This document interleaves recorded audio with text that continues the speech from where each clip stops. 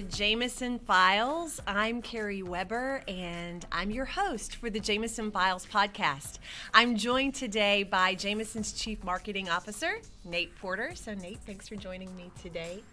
And thanks to all of you that are either joining us live in our live stream on the Jameson Facebook page. We do present the podcast live via Facebook every other Wednesday through the end of the year. So we invite you to stay tuned and join us live every other Wednesday for the podcast. Otherwise, you are going to be able to access this as a recording on the Jameson Facebook page, as well as if you are subscribing to the Jameson Files podcast or you're interested in doing so, we invite you to find us on your preferred podcast outlet, whether it's iTunes, Spotify, or Google Play. We are there. So we do invite you, if you haven't found us as a podcast, to please do so and subscribe. We want you to stay connected with us, and we want to build this community and present information and thought-provoking content that is important to you. So we want to hear from you as well on what you're most interested in hearing from us. You can email us at info@jmsn.com and share with us your questions, your requests, the guests that you want to hear from. Whatever the case may be, we want to build upcoming podcast episodes that are the right fit for our Jameson podcast community. So we invite all of your feedback, and we welcome it. So please do subscribe and mark your calendars if you like to be with us live. We are here live right now on Facebook, so thanks for being with us. And today our topic is on marketing. Where do I even begin? And for those of you that may be familiar with Jameson as a coaching firm, we've provided business and hygiene coaching across the country and in multiple countries for 30 years. And in addition to that, what you may not know is that for well over a decade now, we've provided marketing services. Nate's now our Chief Marketing Officer here at Jameson, and we have an extraordinary team on board right now that's doing extraordinary work in the world of dental marketing for our dental marketing clients. And I know, because I talk to a lot of doctors week over week that are looking for solutions and support in various aspects of their practice. I know that marketing has been and continues to be a big topic, because wanting to grow your practice with the right types of new patients for you is important. And oftentimes we get frustrated because we don't know how to get the best results out of the efforts we're investing in. And so that's why I've asked Nate to join me, is to not only talk to you about the great things that are happening with the Jameson clients, even in the midst of 2020 and everything that has brought to the table. I'm excited for you to share that with us, but we're also going to talk about things that you can do for short-term results right now if you're looking for some help and some ideas in that realm, but also wanting to give you some coaching on what you need to plan for and what would be worth your while to consider for that long-term marketing effort and the results that you ultimately want to be achieving in your businesses. So, Nate, thanks again for being with me. Yeah, glad to be here. And what I want to start with is where we are right now in terms of what practices we work with, what we've been managing to achieve when it comes to marketing in 2020. I think it could be safe to say that some may assume that dental practices were just struggling through getting new patients or whatever their marketing efforts may be, but actually, that's not really the case when you do it right and you do it well. Would you agree? Yeah, I think there was a lot of questions going into the COVID shutdown of, this is something that's kind of unprecedented. We've never faced this before. What's it going to look like going into this and coming out? And so, it was interesting to me to see some of the advice given, in Inc. magazine and other outlets where they were giving advice to small businesses. And one of the things that they said was, keep continuing with your marketing, right, or even maybe increase it through COVID in order to see a result on the other side. And so, a lot of people's natural reaction was to sort of pull back, maybe, do that kind of thing. And for the clients that we've worked with who stuck with marketing through COVID, we pulled some stats from that, and just to see a little bit of an analysis of how they did. And so our overall numbers in terms of our clients in general, everyone, we saw that those who had marketing and stuck with it through COVID did much better than those who did not. And so, as an example, those who stuck with marketing through COVID, if I take the first half of the year as a whole, the daily production of those clients was 138% higher than our non-marketing clients. But through COVID, they were 241% higher. Wow. So they did better overall, but they did way better through COVID. That's interesting to me because for anyone that has a curiosity that might be listening, that has historically had a curiosity about marketing, you probably read case studies or heard stories about, some of the most iconic brands out there of how they surpass the others when they choose to push through and continue to invest in their marketing efforts, even in the difficult times, especially in difficult times, because if we start to shore things up and we don't get the word out there, there's a lot of things, we're already having to recover. Imagine having to recover that lost time and effort by shutting things down. And everything that you just said proves all of those stories of history to be indeed the truth, that those that choose to keep moving forward and staying, as we read in an Inc. magazine article, like those that choose to stay agile and adapt but continue to make progress in their marketing efforts during the downturns are going to come out ahead. And that indeed appears to be the case. Yeah. Well, one interesting thing about that is most of these folks that we're measuring these results from, they were doing marketing before. They were doing marketing for the 12 months prior to COVID, but sticking with it really paid off. That consistency was the key. Don't disappear. Keep doing what's working. Don't stop. Keep going. Yeah. That's so great, and it's encouraging to hear. So for those of you that are listening, you may think, well, good for them.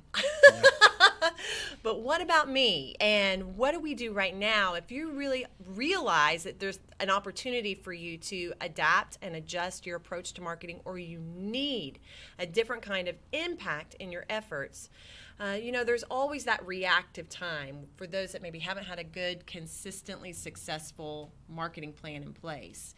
There's always a sense of urgency in the beginning of I need some results in the short term. Yeah. So do you have any recommendations or some things that people listening could consider or implement that could get them a little bit of a short-term result? Yeah, absolutely.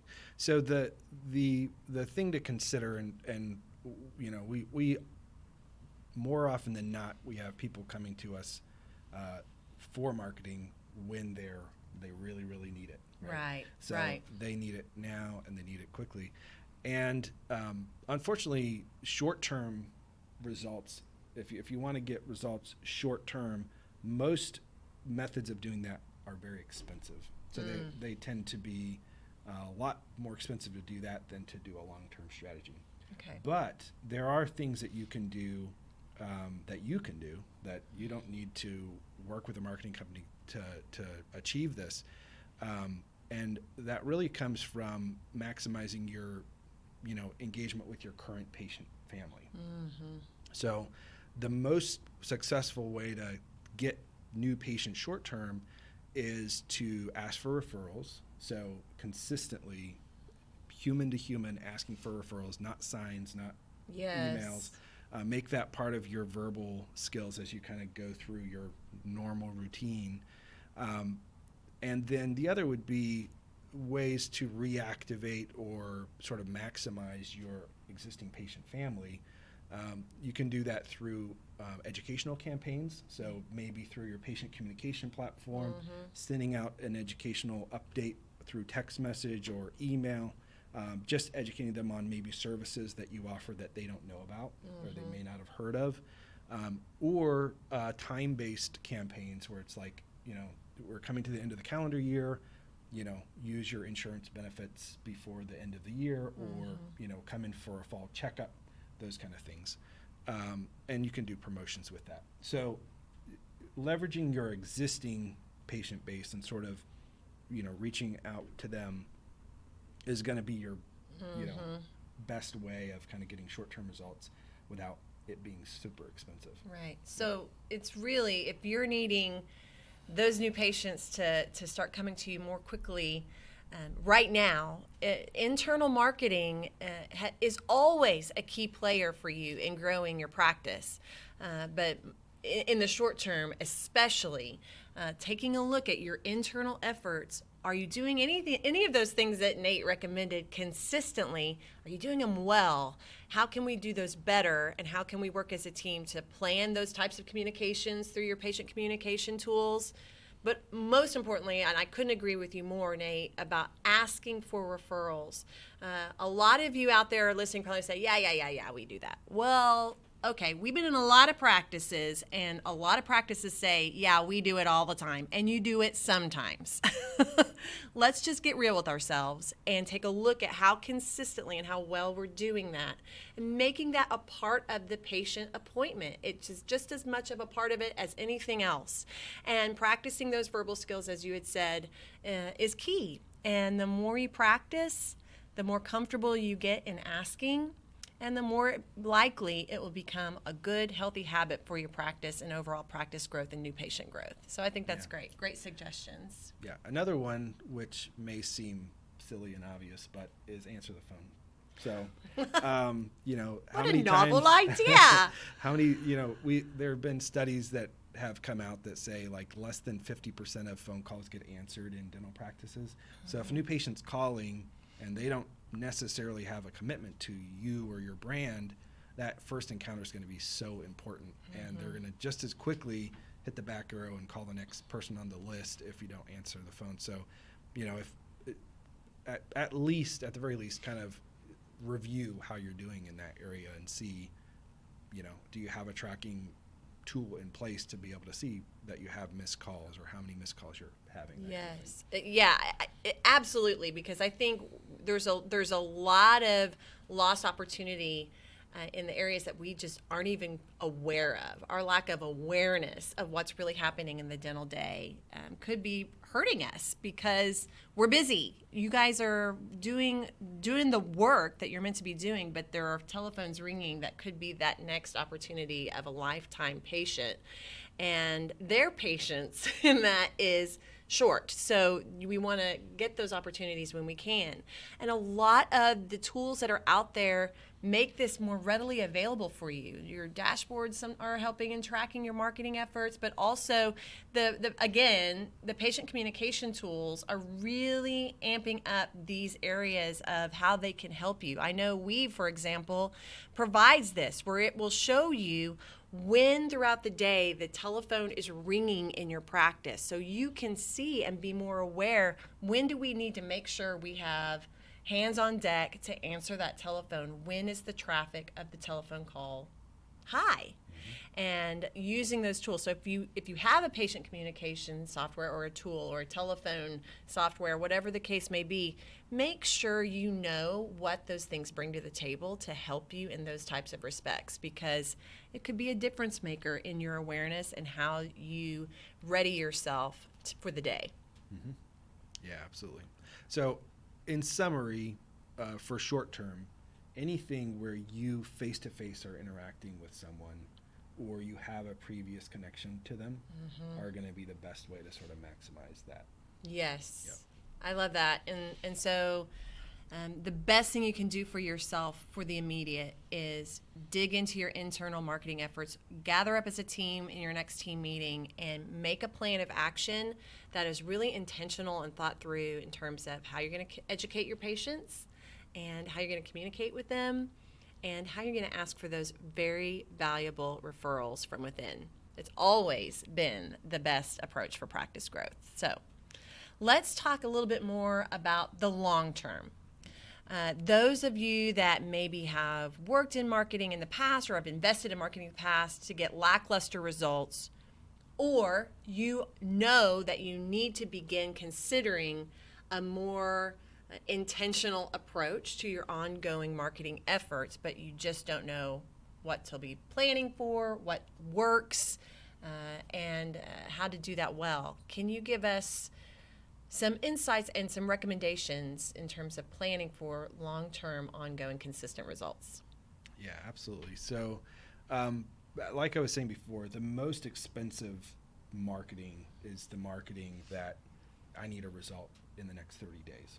That's gonna be the most expensive, and obviously, the least rewarding as well. So you want to avoid that if possible. When we talk to a lot of our practices that either are looking at marketing or that sort of thing, we'll do an analysis often of, what does your overall online presence look like? Most people are, finding you online, unless they're coming through a referral. So when we do an analysis of that, often we'll see that maybe there's, some coming through your Google My Business listing, some will be coming through your website and that sort of thing. About 85% of new patients typically, from online come through a Google search. So that being said, when we look at how we've done with our clients, usually, we'll look at one where we'll take their website traffic from 200 visitors a month up to 2,000 over the course of 12 months.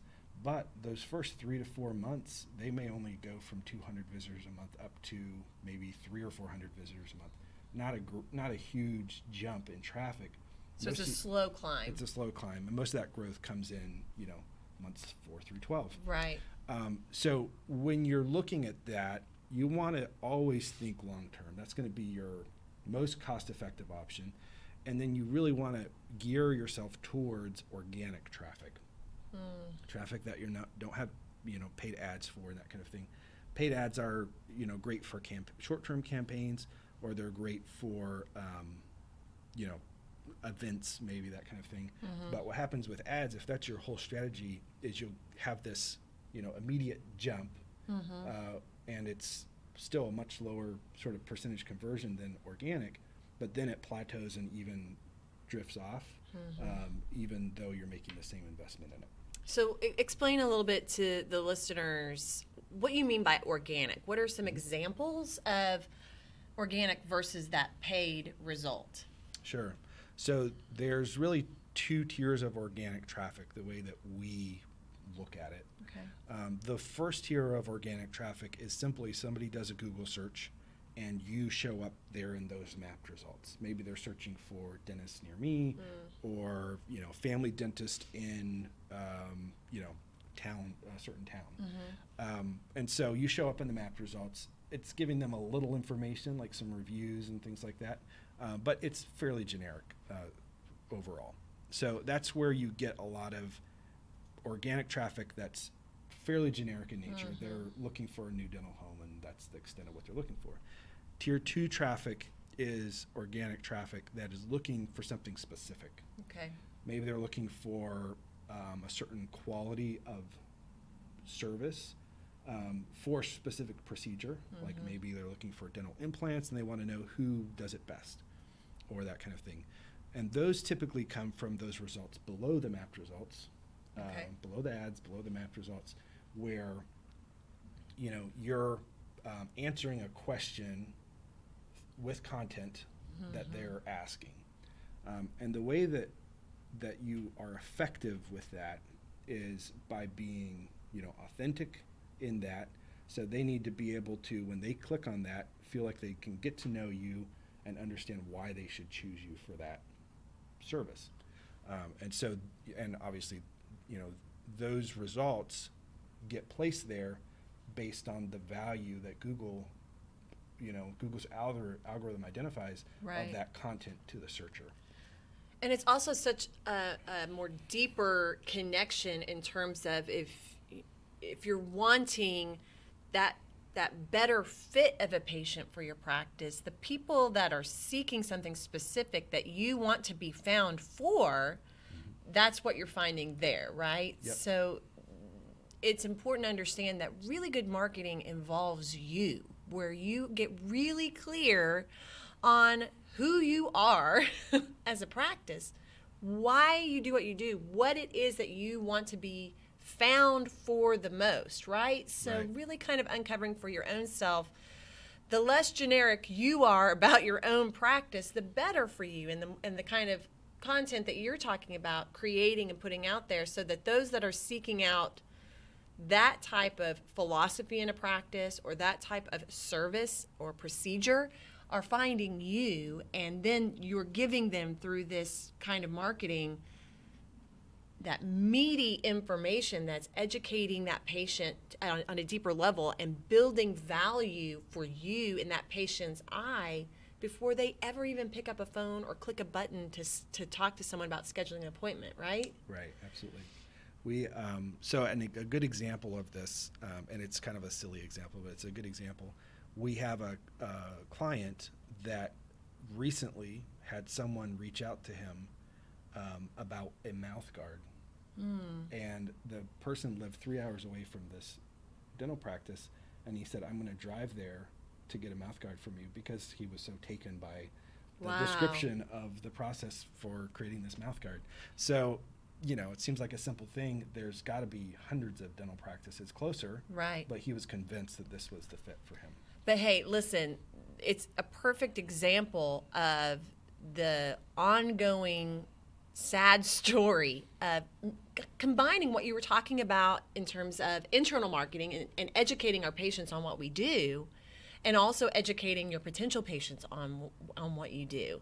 Because we have stories of clients of the past that have had patients go have cosmetic procedures somewhere else, then come back for their continuous care with that doctor because they didn't know that doctor provided that care. Yeah. And it's the same as that 3-hour mouth guard story, Yeah. because you're right. There were probably plenty of practices between their home and that practice, but nobody else was putting forth the effort to be found for in such an impactful and connective way. Yeah.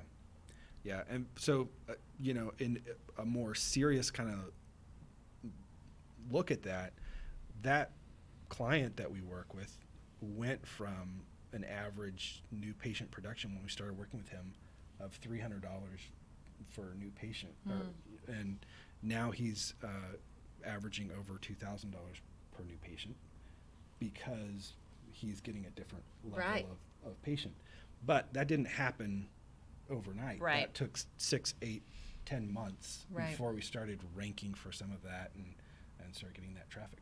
Yeah, I mean, we really have to battle our own selves, business owners, the desire for instant gratification, which is just a part of our society anymore, right? Amazon can get it to us in less than a day. Well, for you and your marketing, if you want it to stick, if you want it to work and work well over time, it takes time. Just like a really good, clear practice vision, you've got to think ahead of what this looks like in the future and what are the steps I need to take to slowly get me there, and let those results build that foundation that's going to help you for the long run. So what else in terms of that long term, really, setting your expectations correctly, that this takes time and this takes an ongoing commitment to your marketing efforts. It takes authentic and original material and content, right? Absolutely. And you're not just wanting to reach the masses and with a smattering of generic promotion. You want to connect with the right types of patients for the services you want to provide, right? Absolutely, yeah. The clients that are most successful in marketing that we work with, it's a partnership, because only they know what makes them unique and what makes that patient experience unique. We do a good job of asking them the right questions to understand that, and then turning that into engaging content. But it really is a partnership to bring really bring out that authenticity. And if you don't have that, and it's just generic, it doesn't make that connection. I love that. And so for all of you, just know there's now is always a good time to start putting a healthier strategy into place for you in your marketing. And if you are a business, you are marketing. You may not be doing it well, but we're all marketing one way or another. So what does right look like for you? And for that short term, just to recap what Nate's sharing, for the short term and the long term, the real success comes with a marriage of internal marketing and external marketing. Putting an importance on both and putting thought and intention into both. The more consistent you become in both aspects, the more you're going to be growing your practice healthily, steadily, with the right types of patients for you and your vision for the type of care you want to provide.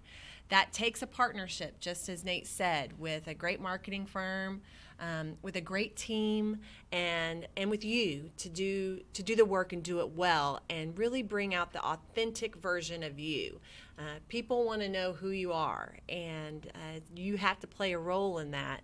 And if your marketing looks like your neighbor's marketing, which looks like your other neighbor's marketing, it's very difficult for a patient to differentiate and choose the right fit for them. So great customer service is how easy are we making it for our ideal patients to get what they want or need from us. And your great marketing efforts can make that difference as well. So thank you, Nate, so much for sharing your insights. Nate is actually the person on our team that does marketing discovery calls with potential clients and with doctors across the country. As he had mentioned, he does a lot of evaluations of the current state of practices marketing efforts and gives recommendations on how they could do that better. And if you would like to have a call with Nate, you can email us at info@jmsn.com. and we can set up a time for you to have a conversation with Nate. So, Nate, thank you so much. Thank you all for listening. Don't forget to subscribe. We'll be back in a couple of weeks with our next episode. And until then, be well, take care, and we'll see you soon. Thank you for joining us on this episode of the Jameson Files. Visit us online at jmsn.com. You can subscribe to this podcast on iTunes, Google Play Music, or Spotify. Do you have questions or topics you'd like for us to answer or cover on the next podcast? Email us at podcast@jmsn.com.